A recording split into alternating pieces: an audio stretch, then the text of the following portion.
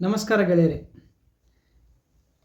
ಇವತ್ತಿನ ಈ ವಿಡಿಯೋವನ್ನು ಸಂಪೂರ್ಣವಾಗಿ ನೋಡಿ, ಚೆನ್ನಾಗಿ ಅರ್ಥ ಮಾಡ್ಕೊಳ್ಳಿ, ಅರ್ಧಕ್ಕೆ ಬಿಡಬೇಡಿ ಆಯಿತಾ. ನಾನು ಆದಷ್ಟು ಸರಳವಾಗಿ ರಿಫೈನ್ಡ್ ಎಣ್ಣೆ, ಪ್ಯಾಕೆಟ್ ಎಣ್ಣೆ, ಮಾರ್ಕೆಟಿಂದ ತಂದಿರೋ ಎಣ್ಣೆ, Saffola, gold winner, gold drop, ರುಚಿ, ಸನ್ ಡ್ರಾಪ್, ಟೇಸ್ಟಿ, ಹಾಳು ಮೂಳು, ಇದೆಲ್ಲ ಎಷ್ಟೆಲ್ಲ ಎಣ್ಣೆಗಳಿದೆಯಲ್ಲ ಇದೆಲ್ಲ ಪ್ಯಾಕೆಟ್ ಎಣ್ಣೆ.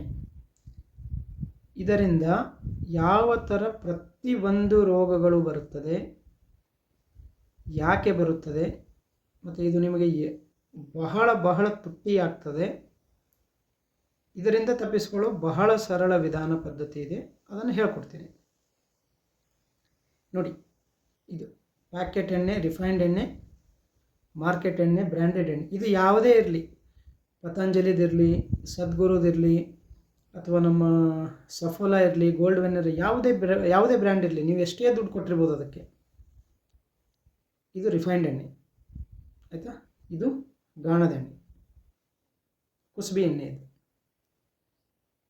ಈ ಥರ ನೀವು ಮಾರ್ಕೆಟಿಂದ ತಗೊಳ್ಳುವ ಕುಸುಬಿ ಎಣ್ಣೆ, ಶೇಂಗಾ ಎಣ್ಣೆ, ಸೂರ್ಯಫೂಲ್ ಎಣ್ಣೆ, ಕೊಬ್ಬರಿ ಎಣ್ಣೆ, ಯಾವುದೇ ಎಣ್ಣೆ ನೋಡಿ ಇದೇ ಬಣ್ಣ ಇರ್ತದೆ.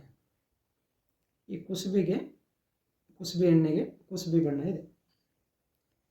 ಇದರಲ್ಲಿ ವಾಸನೆ ಅಂದರೆ ಕುಸುಬಿದ ಎಣ್ಣೆ ಅಂತ ಕೊಟ್ಟಿರ್ತಾರೆ, ಆದರೆ ಕುಸುಬಿ ವಾಸನೆ ಇರೋದಿಲ್ಲ, ಸುವಾಸನೆ ಇರೋದಿಲ್ಲ, ಅರೋಮಾ ಇರೋದಿಲ್ಲ. ಇದರಲ್ಲಿ ಫ್ಯಾಕ್ಟ್ರಿ ವಾಸನೆ ಬರ್ತದೆ.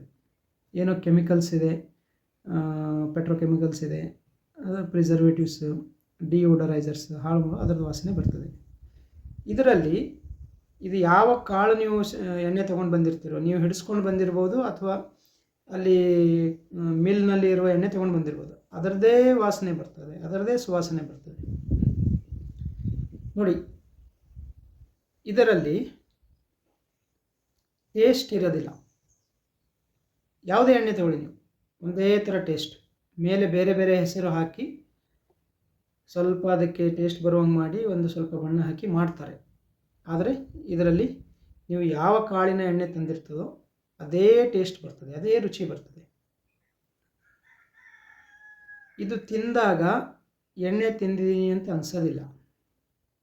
ಇದು ತಿಂದಾಗ ಒಳ್ಳೆ ಎಣ್ಣೆ ಇರುವ ಆಹಾರ ತಿಂತಾ ಇದ್ದೀನಿ ಅಂತ ಹೇಳಿ ಸಮಾಧಾನ ಆಗ್ತದೆ, ಸಂತೃಪ್ತಿ ಆಗ್ತದೆ, ಖುಷಿ ಆಗ್ತದೆ. ಅಡುಗೆ ಮಾಡಬೇಕಾದ್ರೆ ಈ ಎಣ್ಣೆ ಜಾಸ್ತಿ ಹಾಕಬೇಕಾಗ್ತದೆ, ಈ ಎಣ್ಣೆ ಕಡಿಮೆ ಬೇಕು. ಗಾಣದಿಂದ ತಂದಿರುವ ಎಣ್ಣೆ 1 ಚಮಚ ಬೇಕಾದರೆ ರಿಫೈನ್ಡ್ ಎಣ್ಣೆ 3-4 ಚಮಚ ಬೇಕು. ಇದು ಎಣ್ಣೆ ಅಂಶ ಇಲ್ಲದೇ ಇರೋದರಿಂದ ಅಡುಗೆ ಮಾಡಬೇಕಾದ್ರೆ ಇದು ಸುಟ್ಟೋಗ್ತದೆ. ಇದು ಸುಡೋದಿಲ್ಲ, ಇದು ಹಾಗೆ ಉಳಿತದೆ. ಇದಕ್ಕೆ 400 ರೂಪಾಯಿ, 500 ರೂಪಾಯಿ ಲೀಟರು, ಇದಕ್ಕೆ 150 ರೂಪಾಯಿ, 200 ರೂಪಾಯಿ ಲೀಟರು. ಆದರೆ ಅಡುಗೆ ಮಾಡಬೇಕಾದ್ರೆ ಇದಕ್ಕಿಂತ ಇದು 3-4 ಪಟ್ಟು ಬೇಕು. ಇದು 450ರಿಂದ 600 ರೂಪಾಯಿ ಲೀಟರ್ ಬೀಳ್ತದೆ ನಿಮಗೆ. ಒಂದು ವರ್ಷದ ಲೆಕ್ಕ ಮಾಡಿದಾಗ, ತಗೋಬೇಕಾದ್ರೆ ಕಮ್ಮಿ ಅನ್ನಿಸ್ತದೆ, ಒಂದು ವರ್ಷದ ಲೆಕ್ಕ ಮಾಡಿದಾಗ ಇದು 400ರಿಂದ 600 ರೂಪಾಯಿ ಲೀಟರ್ ಬೀಳ್ತದೆ. ಇದು ನಿಮಗೆ 400ರಿಂದ 500 ರೂಪಾಯಿ. ಈಗ ಬಹಳ ಬಹಳ ಸರಳ ವಿಚಾರ. ಇದು ಈ ಥರ ಯಾಕಿದೆ? ಯಾಕಂದರೆ ಇದು ನಿಜವಾದ ಎಣ್ಣೆ ಇದೆ. ಇದು ಈ ಥರ ಯಾಕಿದೆ? ಯಾಕಂದರೆ ಇದು ಎಣ್ಣೆನೇ ಇಲ್ಲ. ಇದು ಕಡಿಮೆ ರೇಟಲ್ಲಿ ಸಿಗುತ್ತದೆ, ಕೆಡೋದಿಲ್ಲ, ನೋಡೋದಕ್ಕೆ. ಇದು ಕೆಡೋದಿಲ್ಲ ಯಾಕೆ? ಇದರಲ್ಲಿ ಸತ್ವಗಳೇ ಇಲ್ಲ, ಅದಕ್ಕೆ ಕೆಡೋದಿಲ್ಲ. ಸತ್ವಗಳು ಇದ್ದರೆ ಕೆಡ್ತದೆ. ಆಹಾರದಲ್ಲಿ ಸತ್ವಗಳು ಇದ್ದರೆ ಅದಕ್ಕೆ ಫಂಗಸ್ ಅಟ್ಯಾಕ್ ಮಾಡ್ತದೆ, ಬ್ಯಾಕ್ಟೀರಿಯಾ ಅಟ್ಯಾಕ್ ಮಾಡ್ತದೆ, ಬೇರೆ ಹುಳ ಹುಪ್ಪಳಿಗಳು ಅಟ್ಯಾಕ್ ಮಾಡ್ತದೆ, ಅದಕ್ಕೂ ಬೇಕಲ್ಲ. ಇದು 3-4 ತಿಂಗಳಲ್ಲಿ ಖಾಟ್ ಆಗ್ತದೆ, ರ್ಯಾನ್ಸಿಡ್, ಕಹಿ. ಅದಕ್ಕೆ ಒಂದೇ ಸರಿ ತಂದಿಡೋಕ್ಕೆ ಬರೋದಿಲ್ಲ.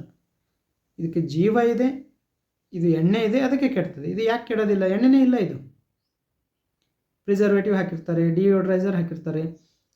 ಇದು ಎಲ್ಲಿಂದೆಲ್ಲಿಂದೋ ಸಾಲ್ವೆಂಟ್ಗಳು ಹಾಳು ಮೂಳು ಹಾಕಿ ಬಿಸಿ ಮಾಡಿ ಏನೇನೋ ಮಾಡಿದ್ದು. ಎಷ್ಟು ವರ್ಷ ಹಳೆದಿರ್ತದೋ ಗೊತ್ತಿಲ್ಲ. ವರ್ಷ ಏನಿಲ್ಲ ಅಂದರೆ 6 ತಿಂಗಳು, 1 ವರ್ಷ ಹಳೆದಿರ್ತದೆ. ಇದು ಫ್ರೆಶ್ ಆಯಿತಾ. ಸೊ ನಿಮಗೇನಾದರೂ 150 ರೂಪಾಯಿ ಕೊಟ್ಟು ನಾನು ಇದೊಂದು ಪ್ಯಾಕೆಟ್ ತರ್ಬೋದಲ್ಲ, ಇದು ತರೋಕ್ಕಾಗಲ್ಲ ಅಂತ ಅನಿಸಿದರೆ ಇದು ಅರ್ಧ ಕೆ ಜಿ ತೊಗೊಂಬರ್ರಿ ಅಷ್ಟೇ. ಅದಕ್ಕಿಂತ ಜಾಸ್ತಿ ಇದು 1 ಲೀಟ್ರ್ ತಂದಿದ್ದಕ್ಕಿಂತ ಇದು ಅರ್ಧ ಕೆ ಜಿ ತಂದರೆ ಇದು ಜಾಸ್ತಿ ದಿವಸ ಬರ್ತದೆ. ಸಣ್ಣ ಶ್ಯಾಂಪು ಪ್ಯಾಕೆಟ್ ತರ್ತಿರಲ್ಲ ಡೈಲಿ, ಹಾಗೆ ತೊಗೊಂಬರ್ರಿ ಇದಕ್ಕೆ, ಆಯಿತಾ. ಆದರೆ ಇದು ಎಣ್ಣೆನೇ ಇಲ್ಲ, ಸರಿನಾ. ಈಗ ಇವೆರಡು ಇಲ್ಲಿ ಇಡೋಣ. ಇಲ್ಲಿ ಇಲ್ಲಿ ಇಲ್ಲಿ ಇಲ್ಲಿ ಕಾಣ್ತದೆ ಅನಿಸ್ತದೆ. ಸೊ ಇದನ್ನು ನೋಡ್ತಾ ನೀವು ಇದನ್ನು ಅರ್ಥ ಮಾಡ್ಕೊತಾ ಹೋಗಿ.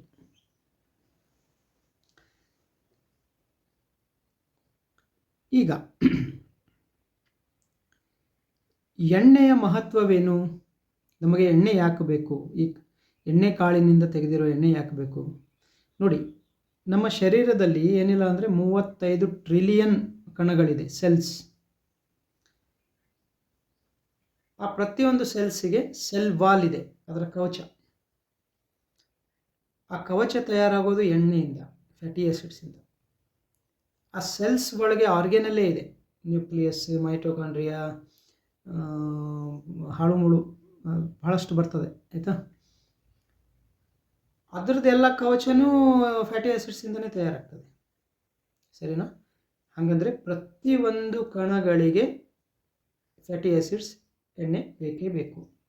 ರಿಫೈನ್ಡ್ ಎಣ್ಣೆಯಲ್ಲಿ ಫ್ಯಾಟಿ ಆಸಿಡ್ಸ್ ಬಹಳ ಕಮ್ಮಿ, ಇಲ್ಲ ಇರೋದೇ ಇಲ್ಲ. ಆ ಪ್ರೊಸೆಸಿಂಗ್ ಎಲ್ಲ ಮಾಡಿರ್ತಾರೆ, ಇಲ್ಲ ನಾವು ಅಡುಗೆ ಮಾಡಬೇಕಾದ್ರೆ ಸುಟ್ಟೋಗ್ತದೆ. ಅದೇ ನಮ್ಮ ಗಾಣದೆನ್ನದಲ್ಲಿ ಸಂಪೂರ್ಣವಾಗಿ ಅದು ಫ್ಯಾಟಿ ಆಸಿಡ್ಸ್ ಇರೋದ್ರಿಂದನೇ ಅಷ್ಟು ಗಟ್ಟಿ ಇರ್ತದೆ. ಎರಡನೇದು, ನಮ್ಮ ನರಮಂಡಲ, ಮಿದುಳು, ಬೆನ್ನು ಹುರಿ, ಎಲ್ಲ ನರಗಳು, ಸಂಪೂರ್ಣವಾಗಿ ಎಲ್ಲ ನರಗಳು. ಮಾಂಸ ತಿನ್ನೋರಿಗೆ ಈ ವಿಷಯ ಗೊತ್ತಿರ್ತದೆ. ನಮ್ಮ ಮಿದುಳನ್ನು ಸುಟ್ಟರೆ ಅದು ಕರಗಿ ಎಣ್ಣೆ ಆಗ್ತದೆ. ಇದೆಲ್ಲ ಸಂಪೂರ್ಣವಾಗಿ ತಯಾರಾಗೋದು ಎಣ್ಣೆಯಿಂದ. ಸೊ ನೀವು ಗಾಣದ ಎಣ್ಣೆ ತಿಂದ್ರೇ ನಿಮ್ಮ ಮಿದುಳು ಚೆನ್ನಾಗಿ ಕೆಲಸ ಮಾಡ್ತದೆ, ನರಗಳ ಸಮಸ್ಯೆ ಆಗೋದಿಲ್ಲ. ಮೊಣಕಾಲು ನೋವು, ಸೊಂಟ ನೋವು, ನರ ದೌರ್ಬಲ್ಯ, ಮೆಮೊರಿ ಪ್ರಾಬ್ಲಮ್ಸ್, ಈ ಥರ. ಮೂರನೆಯದು ಸಿಗ್ನಲಿಂಗ್. ನಮ್ಮ ಶರೀರದಲ್ಲಿ ಏನೇನು ಹಾರ್ಮೋನ್ಸ್ ಸಿಗ್ನಲ್ಸ್ ಹೋಗ್ತದಲ್ಲ ಒಂದು ಜಾಗದಿಂದ, ಅದರಲ್ಲಿ ಬಹಳಷ್ಟು ಸಿಗ್ನಲಿಂಗ್ ಮಾಲಿಕ್ಯೂಲ್ಗಳು, ಹಾರ್ಮೋನ್ಗಳು ಫ್ಯಾಟಿ ಆಸಿಡ್ಸಿಂದ ತಯಾರಾಗ್ತದೆ. ಈಸ್ಟ್ರೋಜನ್, ಪ್ರೊಜೆಸ್ಟ್ರಾನ್, ಟೆಸ್ಟೋಸ್ಟೆರಾನ್, ಇದೆಲ್ಲ ಫ್ಯಾಟಿ ಆಸಿಡ್ಸಿಂದ ತಯಾರಾಗ್ತದೆ. ಸೊ ನೀವು ರಿಫೈನ್ಡ್ ಎಣ್ಣೆ ತಿಂದಾಗ ನಿಮ್ಮ ಸಿಗ್ನಲಿಂಗ್, ಗರ್ಭಕೋಶದ ಸಮಸ್ಯೆಗಳು, PCOD, ಮಕ್ಕಳಾಗ್ತಾ ಇಲ್ಲ, ಮುಟ್ಟಾಗ್ತಾ ಇಲ್ಲ, ಇಲ್ಲ ಹೆಚ್ಚಿಗೆ ಮುಟ್ಟಾಗ್ತಾ ಇದೆ, ವೀರ್ಯದ ಸಂಖ್ಯೆ ಕಮ್ಮಿ ಇದೆ, ಇದೆಲ್ಲ ಸಮಸ್ಯೆ ಬರೋದು.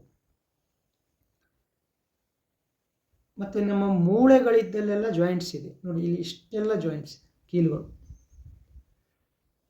ಮೈ ತುಂಬ ಕೀಲುಗಳು, ಆಯಿತಾ, 100 ಕೀಲುಗಳು. ಆ ಕೀಲುಗಳೆಲ್ಲ ಚೆನ್ನಾಗಿ ಕೆಲಸ ಮಾಡಬೇಕು, ಉಜ್ಕೋಬಾರ್ದು, ಸವಿಬಾರ್ದು ಅಂತಂದರೆ ಅಲ್ಲಿ ಒಂದು ಎಣ್ಣೆ ಇರ್ತದೆ. ಆ ಎಣ್ಣೆ ತಯಾರಾಗೋದು ನಮ್ಮ ಶರೀರದಲ್ಲಿ. ಆ ತಯಾರಿ ಮಾಡೋದಕ್ಕೆ ಬೇಕಾಗೋದು ಹೊರಗಿಂದ ಫ್ಯಾಟಿ ಆಸಿಡ್ಸ್, ಒಳ್ಳೆ ಎಣ್ಣೆ ಬೇಕು. ಸೊ ಅದು ಗಾಣದ ಎಣ್ಣೆ. ನಿಮ್ಮ ರಿಫೈನ್ಡ್ ಎಣ್ಣೆಯಿಂದ ಆಗೋದಿಲ್ಲ ಆ ಕೆಲಸ.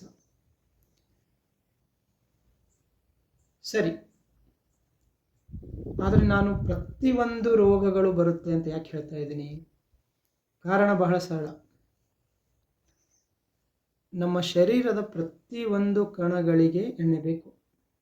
ಅದರ ಮೆಂಬ್ರೇನ್, ಅದರ ಆರ್ಗನಲ್ಸ್, ಅದರ ಸಿಗ್ನಲಿಂಗ್, ಪ್ರತಿಯೊಂದಕ್ಕೆ ಎಣ್ಣೆ ಬೇಕು. ಸೊ ನಾವು ಕಳಪೆ ಎಣ್ಣೆ, ರಿಫೈನ್ಡ್ ಎಣ್ಣೆ ತಿಂತಾ ಇದ್ದೀವಿ, ಪ್ಯಾಕೆಟ್ ಎಣ್ಣೆ ತಿಂತಾ ಇದ್ದೀವಿ ಅಂತಂದರೆ ಪ್ರತಿಯೊಂದು ಕಣಗಳು ಅದರಲ್ಲಿ ಕೆಲಸ ಮಾಡೋಕ್ಕಾಗಲ್ಲ ಕರೆಕ್ಟಾಗಿ. ಸೊ ಪ್ರತಿಯೊಂದು ರೋಗಗಳಾಗ್ತದೆ. ಇದು ಯಾವಾಗ ಆಗ್ತದೆ ಹೇಳೋಕ್ಕಾಗಲ್ಲ. ಇವತ್ತು ಆ್ಯಸಿಡಿಟಿ, ನಾಳೆ ಡಯಾಬಿಟಿಸು, ನಾಡಿದ್ದು BP, ಮತ್ತು ಕ್ಯಾನ್ಸರ್, ಹಾಗೆ ಹೋಗ್ತದೆ ಅದು. ಇದಕ್ಕೆ ವರ್ಷಾನುಗಟ್ಟಲೆ, ತಿಂಗಳಾನುಗಟ್ಟಲೆ ಟೈಮ್ ಬೇಕು, ನಿಧಾನಕ್ಕೆ ಸಾಕ್ತದೆ. ಆದರೆ ಒಂದಾದ ಮೇಲೆ ಪ್ರತಿಯೊಂದು ರೋಗಗಳು ಬರ್ತದೆ ಶರೀರದಲ್ಲಿ, ಸರಿನಾ. ಈಗ ಡಾಕ್ಟರ್ಗಳು ಕೂಡ ಇತ್ತೀಚೆಗೆ ಒಂದು ಬಹಳ ದೊಡ್ಡ ತಪ್ಪು ಮಾಡ್ತಾ ಇದ್ದಾರೆ.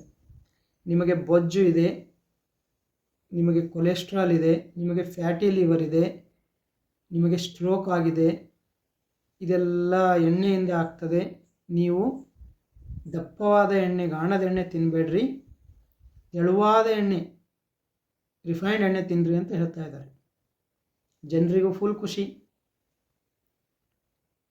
ಅವರು ಬೇಕಾದಂಗೆ ಡಾಕ್ಟ್ರು ಹೇಳ್ಕೊಡ್ತಾ ಇದ್ದಾರೆ, ಆಯಿತಾ. ಆದರೆ ಇದು ಬಹಳ ದೊಡ್ಡ ತಪ್ಪು.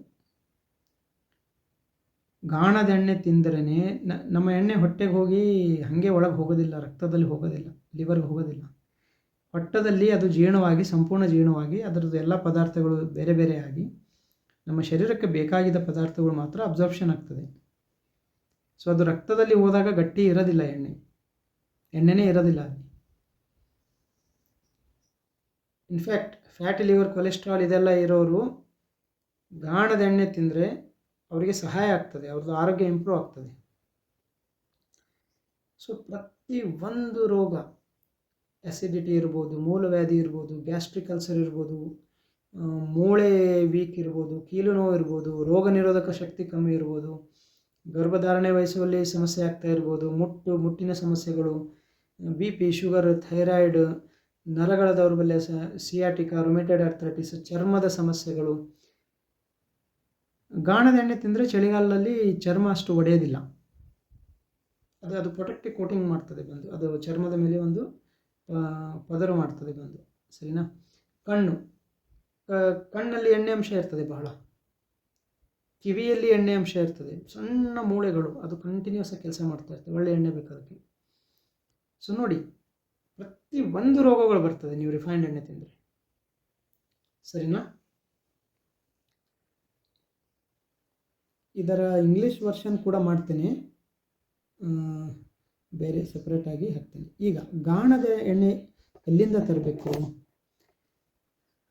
ಮೊದಲನೇದು, ನೀವು ಕುಸುಬಿ ಇದೆಲ್ಲ ಬೆಳೆಸ್ತಾ ಇದ್ದರೆ ನೀವೇ ಹಿಡ್ಕೊಂಡು ಬನ್ನಿ.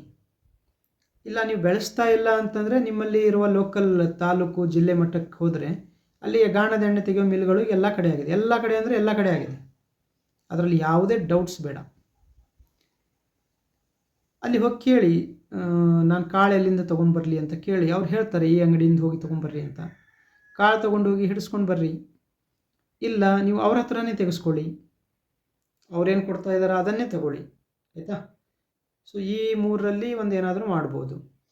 ನಿಮಗೆ ಇನ್ನೂ ಒಳ್ಳೆಯ ಎಣ್ಣೆ ಬೇಕು, ಇದಕ್ಕಿಂತ ಶ್ರೇಷ್ಠವಾದದ್ದು ಎಣ್ಣೆ ಬೇಕು, ಮಷೀನಲ್ಲಿ ತೆಗೆದಿದ್ದಕ್ಕಿಂತ ಶ್ರೇಷ್ಠವಾದದ್ದಂದರೆ ಎತ್ತಿನ ಗಾಣದಲ್ಲಿ ತೆಗೆದುಕೊಡ್ತಾರೆ ನೋಡಿ, ಅವ್ರ ಹತ್ರ ಹೋಗಿ. 100, 200 ಜಾಸ್ತಿ ಇರ್ತದೆ ರೇಟು, ಆದರೆ ಅದು ಇನ್ನೂ ಒಳ್ಳೆಯ ಎಣ್ಣೆ. ಮತ್ತು ಅದಕ್ಕಿಂತ ಶ್ರೇಷ್ಠವಾದ ಎಣ್ಣೆ ಕೈಯಿಂದ ತೆಗೆದಿರೋದು. ಮಷೀನಲ್ಲಿ ತೆಗೆದಾಗ ಸ್ವಲ್ಪ ಎಣ್ಣೆ ಬಿಸಿಯಾಗಿ ಅದರ ಶಕ್ತಿ ಕಮ್ಮಿ ಆಗ್ತದೆ. ಎತ್ತಿನ ಗಾಣದಲ್ಲಿ ತೆಗೆದಾಗ ಕೂಡ ಸ್ವಲ್ಪ ಬಿಸಿ ಆಗ್ತದೆ, ಅದು ಕೂಡ ಜಾಸ್ತಿ ಪವರ್ ಆಯಿತು, ಅದರ ಶಕ್ತಿ ಸ್ವಲ್ಪ ಕಮ್ಮಿ ಆಗ್ತದೆ. ಅದೇ ಕೈಯಿಂದ ತೆಗೆದಾಗ ಸಂಪೂರ್ಣವಾಗಿ ತಂಪಾಗಿರ್ತದೆ ಅದು. ನಾವು ತೆಗಿತೀವಿ ಕೈಯಿಂದ. ನಿಮಗೆ ಯಾರಿಗಾದರೂ ಬೇಕಂದರೆ ಹೇಳಿ, 5 ಲೀಟ್ರ್ ನಿಮಗೆ ಬೇಕಾಗಿದ್ದ ಎಣ್ಣೆ 5 ಲೀಟ್ರ್ ತೆಕ್ಕೊಡ್ತೀವಿ, ಆಯಿತಾ.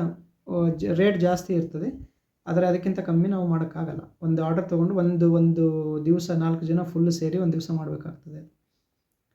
5 ಲೀಟ್ರ್ ಎಣ್ಣೆ ತೆಕ್ಕೊಡ್ತೀವಿ, ನೀವೆಲ್ಲೇ ಇರಲಿ ಕಳಿಸ್ಕೊಡ್ತೀವಿ. ಶೇಂಗಾ, ಕುಸುಬಿ, ನಮ್ಮ ಸೂರ್ಯಫುಲ್ ಎಣ್ಣೆ, ನಮ್ಮ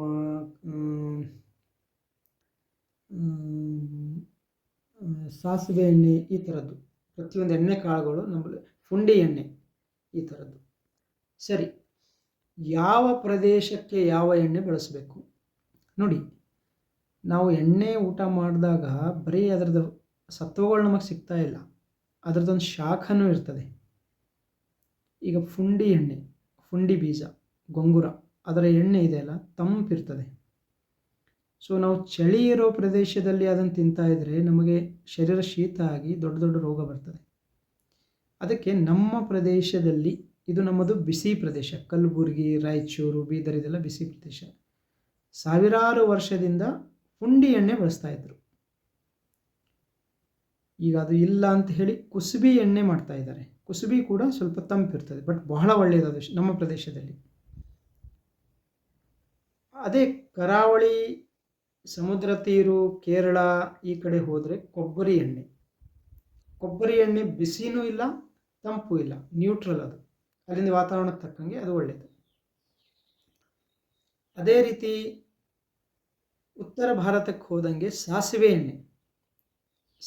ಎಣ್ಣೆ ಬಹಳ ಬಿಸಿ. ನಮ್ಮ ಪ್ರದೇಶದಲ್ಲಿ ಅದನ್ನು ಅಡಿಗೆಗೆ ಹಾಕಬಾರದು. ನಮ್ಮದು ಬಿಸಿ ಪ್ರದೇಶ, ನೆನಪಿರಲಿ.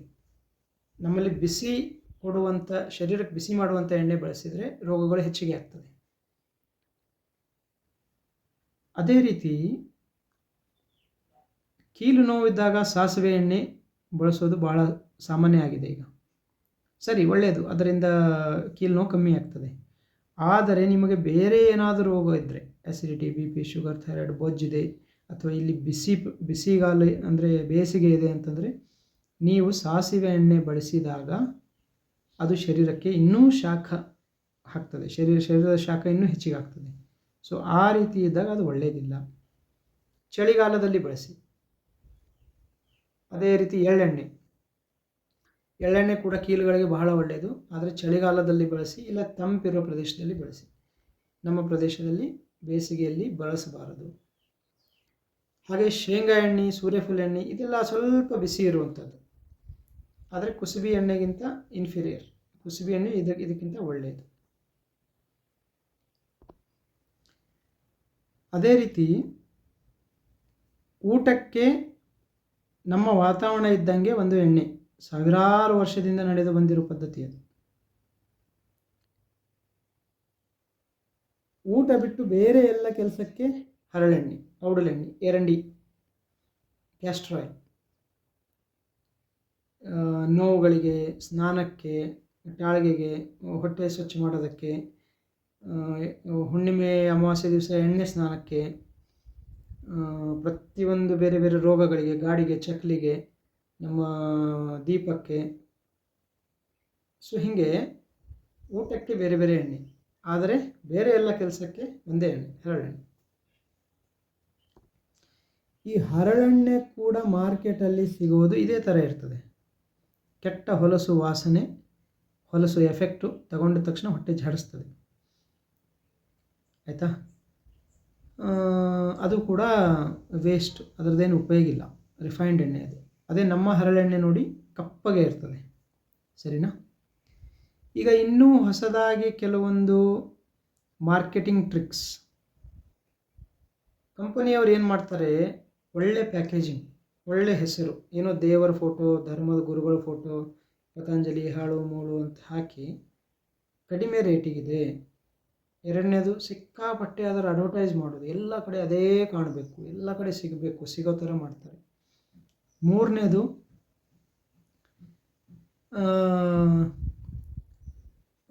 ಕಾಲೇಜ್ ಮಕ್ಕಳಿಗೆ, ಶಾಲೆ ಮಕ್ಕಳಿಗೆ ಸಿಟಿಗಳಲ್ಲೆಲ್ಲ ಎಲ್ಲೆಲ್ಲಿ ರಿಫೈನ್ಡ್ ಎಣ್ಣೆ ಫ್ಯಾಕ್ಟ್ರಿಗಳು ಮಾಡ್ತಾಯಿದ್ರು ಮೊದಲಿಗೆ ಬಂತ, ಅವ್ರಿಗೆ ಟೂರ್ ಕರ್ಕೊಂಡು ಹೋಗೋದು. ನೋಡಿ ಗಾಣದಲ್ಲಿ ಎಷ್ಟು ಹೊಲಸಿದೆ, ಗಾಣದಲ್ಲಿ ಹೊಲಸು ನಾಡ್ತಾ ಇದೆ, ವಾಸನೆ ಇದೆ, ಕ್ಲೀನ್ ಇಲ್ಲ, ರಿಫೈನ್ಡ್ ಇಲ್ಲ, ಅದು ಪ್ಯೂರ್ ಇಲ್ಲ ಅಂಥೇಳಿ. ನೋಡಿ ಫ್ಯಾಕ್ಟ್ರಿಯಲ್ಲಿ ಎಷ್ಟು ಕ್ಲೀನ್ ಇದೆ, ಏನೂ ವಾಸನೆ ಇಲ್ಲ, ಏನಿಲ್ಲ, ಎಲೆಕ್ಟ್ರಿಕ್ ಸ್ಟೀಲ್ ಮಷಿನ್ಸ್ಗಳು, ಎಲ್ಲೂ ಒಂದು ಎಣ್ಣೆ ಹನಿ ಬಿದ್ದಿಲ್ಲ ಅಂತ. ಸೊ ಈ ಥರ ಎಲ್ಲ ನಮ್ಮ ದೇಶದಲ್ಲಿ ಮಾಡಿಟ್ಟಿದ್ದಾರೆ. ಮಕ್ಕಳಿಗೆಲ್ಲ ಅವ್ರು ಸ್ಪಾನ್ಸರ್ ಮಾಡಿ ಟೂರ್ಸ್, ಎಜುಕೇಷ್ನಲ್ ಟೂರ್ಸ್ ಅಂತ ಕರ್ಕೊಂಡು ಹೋಗೋದು, ಅಲ್ಲಿ ಇಂಟರ್ನ್ಶಿಪ್ ಮಾಡಿಸೋದು, ಪ್ರಾಜೆಕ್ಟ್ ಮಾಡಿಸೋದು. ಸೊ ಸಣ್ಣವರಿದ್ದಾಗಿಂದನೇ ಈ ಥರ ಟ್ರೈನಿಂಗ್ ಮಾಡಿಸಿ ರಿಫೈನ್ಡ್ ಎಣ್ಣೆ ಒಳ್ಳೆಯದು ಅಂತ ಎಲ್ಲರ ತಲೆಯಲ್ಲಿ ತುಂಬಿಟ್ಟಿದ್ದಾರೆ. ಎಣ್ಣೆನೇ ಇಲ್ಲ ಅದು, ರಿಫೈನ್ಡ್ ಎಣ್ಣೆ ಅದರ ಹೆಸರು, ಆದರೆ ಅದು ಎಣ್ಣೆನೇ ಇಲ್ಲ. ಮತ್ತು ಹೊಸ ಗಿಮಿಕ್ಸ್, ಫೋರ್ಟಿಫೈಡ್, ಅದರಲ್ಲಿ ಸ್ಪೆಷಲ್ ಫ್ಯಾಟಿ ಆ್ಯಸಿಡ್ಸ್ ಹಾಕಿದ್ದೀವಿ, ಇದು ಹಾರ್ಟ್ ಡಿಸೀಸ್ ಇರೋರಿಗೆ ಚೆನ್ನಾಗಿರ್ತದೆ. ಅದರಲ್ಲಿ ವಿಟಮಿನ್ ಎ ಹಾಕಿದ್ದೀವಿ, ಇ ಹಾಕಿದ್ದೀವಿ, ಡಿ ಹಾಕಿದ್ದೀವಿ. ಅದೆಲ್ಲ ಯಾಕೆ ಹಾಕ್ತಾಯಿದ್ದಾರೆ ಗೊತ್ತಾ? ಯಾಕಂದರೆ ಅದರಲ್ಲಿ ಇಲ್ಲೇ ಇಲ್ಲ. ಎಷ್ಟಂತ ಹಾಕ್ತೀರಿ? ಈಗ ನೈಸರ್ಗಿಕವಾಗಿ ಪಡೆದಿರೋ ಎಣ್ಣೆಯಲ್ಲಿ ಏನೇನಿದೆ ಅಂತ ಯಾರಿಗೆ ಗೊತ್ತು? ನಾವು ಏನೇನು ಚೆಕ್ ಮಾಡಿದ್ದೀವಿ ಅದು ಗೊತ್ತಾಗ್ತದೆ. ನಮಗೆ ಗೊತ್ತಿಲ್ಲದೆ ಇರೋದು, ಈ ಕುಸುಬಿಯಲ್ಲಿ ಏನೇನಿದೆ ಅಂತ ಯಾರು ಯಾವತ್ತು ಯಾವ ವಿಜ್ಞಾನಿನೂ ಹೇಳೋಕ್ಕಾಗಲ್ಲ, ಸಾಧ್ಯನೇ ಇಲ್ಲ. ಯಾವತ್ತಿಗೂ ನಮಗೆ ಗೊತ್ತಿಲ್ಲದಿರೋದು ಇದ್ದೇ ಇರ್ತದೆ ಅದರಲ್ಲಿ. ಸೊ ರಿಫೈನ್ಡ್ ಎಣ್ಣೆ ಮಾಡಿದಾಗ ಅದನ್ನು ಮತ್ತು ಡಬಲ್ ರಿಫೈನ್ಡ್ ಅಂತ ಬರ್ತಾ ಇದೆ ಈಗ, ಮತ್ತೆ ಡಬಲ್ ರಿಫೈನ್ಡ್. ಸೊ ಇದರಲ್ಲಿ ವಾಸನೆ ಬರಬಾರ್ದು, ಬೆಳ್ಳಗೆ ಬಣ್ಣ ಇರಬೇಕು, ಮತ್ತು ಇದು ಹೆಪ್ಪುಗಟ್ಟಬಾರ್ದು. ಈ ಎಣ್ಣೆ, ರಿಫೈನ್ಡ್ ಎಣ್ಣೆ ಚಳಿಗಾಲದಲ್ಲಿ ಹೆಪ್ಪುಗಟ್ಟಲ್ಲ. ಕೊಬ್ಬರಿ ಎಣ್ಣೆ ಸಂಪೂರ್ಣವಾಗಿ ಹೆಪ್ಪುಗಟ್ತದೆ. ಬೇರೆ ಶೇಂಗಾ, ಕುಸುಬಿ ಅದೆಲ್ಲ ಎಣ್ಣೆ ಸ್ವಲ್ಪ ಅರ್ಧಂಬರ್ಧ ಹೆಪ್ಪುಗಟ್ತದೆ. ಅದು ಒಳ್ಳೆ ಪ್ಯೂರಿಟಿದ ಲಕ್ಷಣ. ಅದು ಹೆಪ್ಪುಗಟ್ಟಬಾರ್ದು, ಅಡುಗೆ ಮಾಡೋರಿಗೆ ಕಷ್ಟ. ಈ ಥರ ಪ್ರತಿಯೊಂದಕ್ಕೂ ಅವರು ಒಂದೊಂದು ಕೆಮಿಕಲ್ಲು, ಪ್ರೊಸೆಸಿಂಗ್, 5-8 ಏನೋ ಅದರದ್ದು ಪ್ರಾಡಕ್ಟ್ಸ್ ಹಾಕಿರ್ತಾರೆ. ಅದೆಲ್ಲ ಶರೀರದಲ್ಲಿ ಹೋಗ್ತಾ ಇದೆ. ಅದೆಲ್ಲ ಹಾಳು ಮಾಡೋದು ನಮ್ಮ ಹಾರ್ಮೋನ್ ಸಿಸ್ಟಮ್ಗೆ, ನಮ್ಮ ಸಿಗ್ನಲಿಗೆ. ಸರಿನಾ? ಸೊ ಈ ಥರ ರಿಫೈನ್ಡ್ ಎಣ್ಣೆ ತಿನ್ನೋದ್ರಿಂದ ಪ್ರತಿಯೊಂದು ರೋಗ ಬರ್ತದೆ. ಆ್ಯಸಿಡಿಟಿಯಿಂದ ಕ್ಯಾನ್ಸರ್, ಎಲ್ಲ ಕ್ಯಾನ್ಸರ್ಗಳು. ಯಾರು ಏನೇ ಹೇಳಿ ನಾನಂತೂ ಒಪ್ಪೋದೇ ಇಲ್ಲ. ಶರೀರದ ಪ್ರತಿಯೊಂದು ಕಣಗಳ ಪ್ರತಿಯೊಂದು ಕ್ರಿಯೆಗಳಿಗೆ ಬೇಕಾಗಿರುವಂಥ ಅಂಶಗಳು ನಮ್ಮ ಹಳೆಯ ಕಾಲದಿಂದ ನಡೆದು ಬಂದಿರುವ ಎಣ್ಣೆಯಿಂದ ಸಿಗ್ತದೆ. ಅದನ್ನು ನೀವು ತೆಗೆದುಹಾಕಿ ಅದರ ಜಾಗದಲ್ಲಿ ಬೇರೆ ಕೆಮಿಕಲ್ಸ್, ಹಾಳೋ ಮೂಳೋ ರಿಫೈನ್ಡು ಅದು ಎಣ್ಣೆ ಸತ್ವ ಇಲ್ಲದೇ ಇರೋದನ್ನು ನೀವು ಕೊಡ್ತಾ ಇದ್ದೀರಿ ಅಂತಂದರೆ ಪ್ರತಿಯೊಂದು ಕಣಗಳಿಗೆ ಡ್ಯಾಮೇಜ್ ಆಗಿ ಪ್ರತಿಯೊಂದು ರೋಗಗಳು ಬರ್ತದೆ. ನಿಮಗೇನಾದರೂ ಮತ್ತೆ ಇದರ ಬಗ್ಗೆ ಹೆಚ್ಚಿಗೆ ಮಾಹಿತಿ ಬೇಕು ಅಂತಂದರೆ ಕಮೆಂಟ್ಸಲ್ಲಿ ಹಾಕಿ, ಅದಕ್ಕೆ ನಾನು ನೇರವಾಗಿ ಉತ್ತರ ಕೊಡ್ತೇನೆ. ನಮಸ್ತೆ.